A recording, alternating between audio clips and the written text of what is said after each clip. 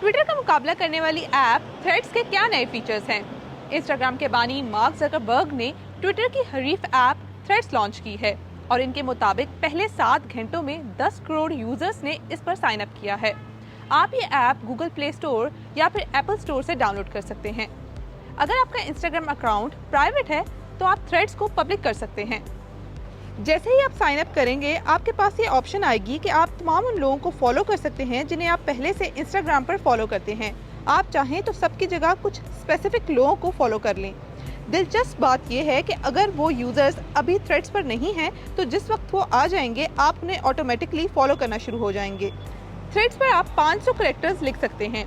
Thread पर आप comments कर सकते हैं, इसको लाइक कर सकते हैं, इसको रीपोस्ट कर सकते हैं, यहाँ तक कि इसको कोट भी कर सकते हैं। क्या आपको मालूम है कि आप अपने थ्रेड का अकाउंट डिलीट नहीं कर सकते जब तक आप अपने इंस्टाग्राम का अकाउंट डिलीट नहीं करेंगे। आप अपनी किसी भी थ्रेड को इंस्टाग्राम पर स्टोरी या फीड में पोस्ट लगा सकते हैं।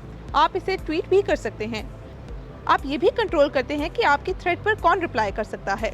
इंस्टाग्राम पर लिंक्स नहीं लगते, लेकिन थ्रेड्स पर आप लिंक लगा सकते हैं। इसके अलावा इस पर अभी एड्स भी मुतारिफ नहीं करवाएंगे।